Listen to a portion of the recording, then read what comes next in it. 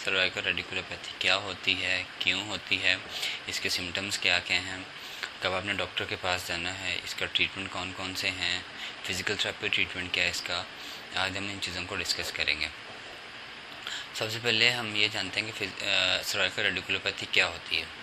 Cervical radiculopathy is commonly called pinched pain due to irritation of the nerve which arise from the cervical spine।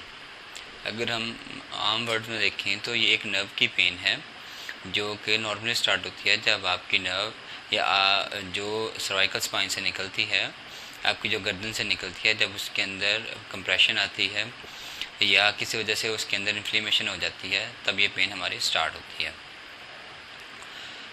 Mostly जो है ना, इसके अंदर जो pain start होती है ये आपके बाजू या आपके हाथ की तरफ जो है ना वो मूव करती है, जिसको रेडिएट बोलते हैं कि रेडिएट पेन होती है ये। मोस्टली इसके काजेज़ जो हैं वो या तो हड्डियों की तोड़-फोड़ शुरू हो जाती है जिसको हम आर्थराइटिस बोलते हैं, या उस वजह से होती है, या डिस्क की हर्निएशन की वजह से कि डिस्क जो है ना हर्निएट हो गई है जिस वजह से कंप्रेशन आ रही है और पेन होना शुरू हो गई है। और तीसरी जो हम कंडीशन कह सकते हैं जिससे होती है कि वो कोई इंजरी हो गई है, जैसे कि कोई ट्रॉमा हो गया जिस वजह से पेन जो है ना नर्व के ऊपर प्रेशर आया और पेन रेडिएट करना शुरू हो गई है। अगर हम इसके एनाटॉमी देखें सर्वाइकल स्पाइन की, तो सर्वाइकल स्पाइन जो है जैसे ही आपका स्कल या आपका सर की हड्डी ख़त्म होती है वहीं से सर्वाइकल स्पाइन स्टार्ट होती है। सर्वाइकल स्पाइन के अंदर 7 वर्टिब्रा होते हैं जिसको हम मोरे कहते हैं।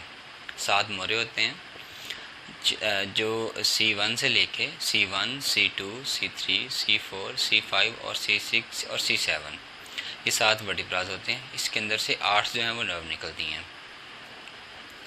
इसके अंदर अगर हम वर्टिब्रा के स्ट्रक्चर की बात करें तो इसके अंदर एक बॉडी होती है, एक इसका स्पाइनस प्रोसेस होता है, 2 ट्रांसवर्स प्रोसेस होते हैं, लेमिना पेडिकल्स होते हैं, वर्टिब्रल फोरामन होता है और ट्रांसवर्स फोरामन होते हैं दोनों साइडों पे।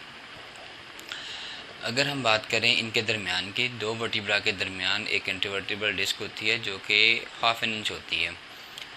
तो अगर हम वर्टिब्रा की और स्ट्रक्चर की बात करें तो इसके अंदर जो है वर्टिब्रल फोरामन के अंदर से हमारा स्पाइनल कॉर्ड गुजरता है, और जो ट्रांसवर्स फोरामन्स हैं जो स्पाइनल कॉर्ड से नर्व निकलती हैं जो हमारे मसल्स को या हमारी बॉडी को इनर्वेट करती हैं, वो ट्रांसवर्स फोरामन से निकलती हैं, आगे जो है ना बॉडी की तरफ जाती हैं। अगर हम बात करें डिस्क की, जो कि दो वर्टिब्रा के दरमियान मौजूद होती है, उसके अंदर क्या होता है कि 2 स्ट्रक्चर्स होते हैं।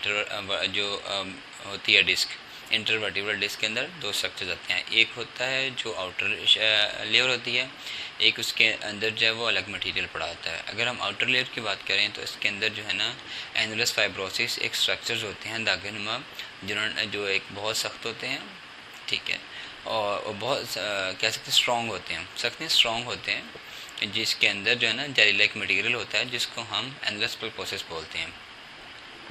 ये एक नर्व स्ट्रक्चर है जो कि 2 वर्टिब्रा के दरमियान मौजूद होता है, और ये वर्टिब्रा को मूवमेंट के अंदर जो है ना हेल्प आउट करता है, जिसको हम कह सकते हैं कि एज ए क्वेश्चन काम करता है ये।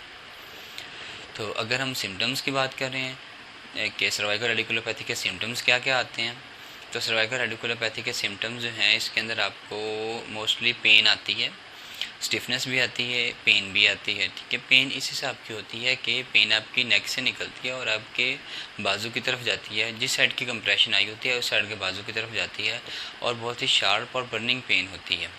इसके साथ साथ उस साइड के जिस मसल को इनर्वेट कर रही होती है उसकी वीकनेस आ जाती है, और साथ में क्या होता है कि जी आपकी सेंसेशन जो है ना वो लॉस होना शुरू हो जाती हैं, उस जगह पे आपको फील कम होना शुरू हो जाता है।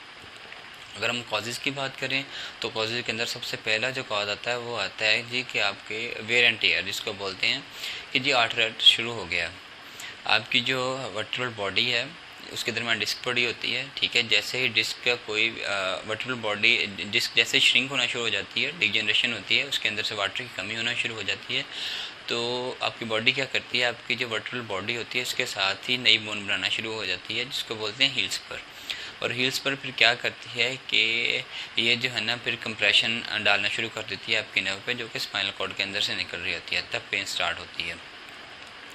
दूसरी जो कंडीशन है वही है कि हर्निएशन डिस्क हो गई है। हर्निएशन डिस्क के अंदर क्या होता है कि जो आपकी इंटरवर्टिब्रल डिस्क है उसके अंदर जो जेल लाइक मटेरियल होता है वो पुश आउट हो जाता है, जो आपके एनलस फाइब्रोसिस हैं उनको पुश करके बाहर की तरफ निकल आता है। इसके आगे फिर 3-4 जो है ना वो कंडीशंस हैं, जैसे कि एनुलर टीयर है। सबसे पहले जो बाहर वाले फाइबर्स हैं वो टूटते हैं। दूसरी जो कंडीशन है वो है कि डिस्क बल्ज, कि एक थोड़ी सी जो है ना प्रोट्यूट की है एक साइड को।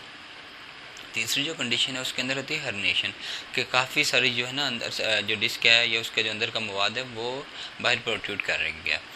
अगर हम चौथी कंडीशन की बात करें वो होती है स्कस्ट्रेशन, कि जो मटेरियल था या अंदर से बॉडी की जो चीज़ें निकली थी एनलस फाइब्रोसिस, वो जो है ना वो अब वहाँ से डिटैच हो गया। एक ये चीज़ आती है। दूसरी चीज़ आती है कि जी आर्थराइटिस एक तो हो गया, एक एनक्लोजिंग स्पॉन्डिलाइटिस कंडीशन होती है जिसके अंदर क्या होता है कि आपके दो वर्टिब्रा जो है आपस में कोलैप्स होना शुरू हो जाते हैं, क्योंकि डिस्क की डिजेनरेशन हो चुकी होती है। तो फिर वो मूवमेंट के अंदर भी जो है ना वो मसाइल आते हैं, और साथ में आपकी जो है ना नर्व की पेन भी स्टार्ट हो जाती है। एक और कंडीशन आती है जिसके अंदर क्या होता है कि जी कोई ट्रॉमा हो गया, कोई इंजरी हो गई जिस वजह से कंप्रेशन आ गया या नर्व जो है ना वो इरिटेट हो गई है, जिस वजह से नर्व के ऊपर कंप्रेशन है या इन्फ्लेमेशन हो गई है और पेन स्टार्ट हो गई है जो कि रेडिएट कर रही है। अगर हम डायग्नोसिस की बात करें तो जब भी आप हेल्थ केयर प्रोवाइडर के पास जाते हैं तो सबसे पहले क्या करता है, आपकी फिजिकल एग्जामिनेशन करता है आपकी नेक की, ठीक है, आपके आर्म की जिस साइड को पेन जा रही है। फिर वो आपसे सवाल पूछता है कि पेन किस तरह की है, कहाँ से कहाँ तक जा रही है, कौन सी लोकेशन है, आपने क्या काम किया था, ठीक है, जैसे कि आपने हैवी वेट उठाया हो या आपकी जो टेक्निक्स हैं पुलिंग टेक्निक्स हैं उसके अंदर जो मसाइल आए हों, तब भी जो है ना वो कंप्रेशन आ जाती है, डिस्क बल्ज के चांसेस हो जाते हैं इसके अंदर भी। तो डॉक्टर आपसे ऐसे सवाल पूछता है, फिर वो क्या करता है आपको जो अगर हम टेस्ट की बात करें, टेस्ट के अंदर आपको X ray, CT scan, MRI, NCS और इलेक्ट्रोमायोग्राफी जो है ना ये टेस्ट करवाए जाते हैं। एक्सरे के अंदर आपकी हड्डी के अलाइनमेंट या आपके सर्वाइकल की अलाइनमेंट और हड्डी की जो कंडीशन है, वर्टिब्रास की जो कंडीशन है वो पता चल जाती है कि इनके अंदर कोई मसला तो नहीं है।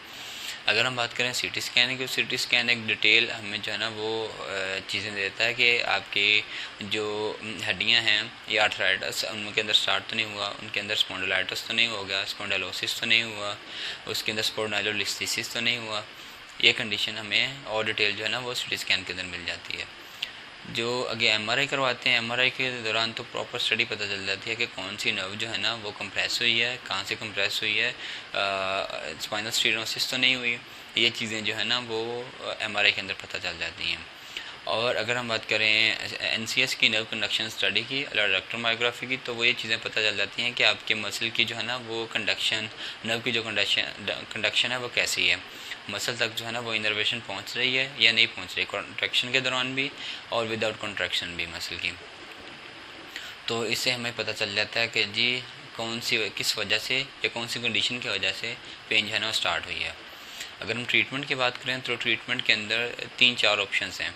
एक है नॉन सर्जिकल, एक है सर्जिकल ट्रीटमेंट, एक मेडिकेशन है, एक फिजिकल थेरेपी है। नॉर्मली जो किया जाता है वो आपको मेडिकेशन प्लस फिजिकल थेरेपी जो है वो रिकमेंड की जाती है।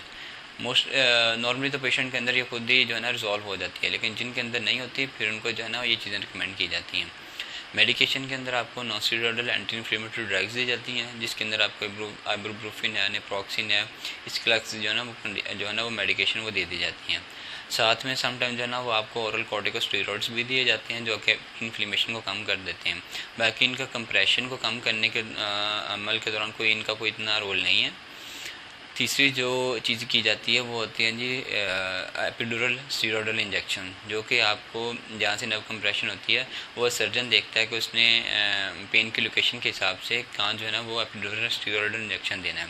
वो भी आपकी सिर्फ इन्फ्लेमेशन और स्वेलिंग को कम कर देता है, और जो नर्व इरिटेट हुई होती है उसको कम कर देता है, लेकिन जो कंप्रेशन आई होती है वो उससे ठीक नहीं होती। फिर रहता है physical therapy treatment. Physical therapy treatment के अंदर क्या आता है कि जब आपकी नर्व कंप्रेशन होती है उसको रिजॉल्व होने के अंदर हेल्प आउट करता है फिजिकल थेरेपिस्ट। साथ में आपकी पेन मैनेजमेंट के अंदर जो है ना वो हेल्प आउट करता है आपको। इसके अंदर जो इलेक्ट्रोथेरेपी वो भी यूज़ की जाती है। मैनुअल थेरेपी के अंदर एक्सरसाइजेज हैं, स्ट्रेंथनिंग एक्सरसाइजेज आ जाती हैं आपकी नेक की, उसके साथ जनरल स्ट्रेचिंग आ जाती है नेक की, ये चीज़ें परफॉर्म की जाती हैं। अगर इससे भी मसाइल हल ना हों फिर जो आखिरी हल है वो सर्जरी होती है। वो सर्जरी के अंदर काफ़ी सारे ऑप्शंस होते हैं, वो सर्जन देखता है कि एवेल्यूएट करता है कि कौन सा करना है।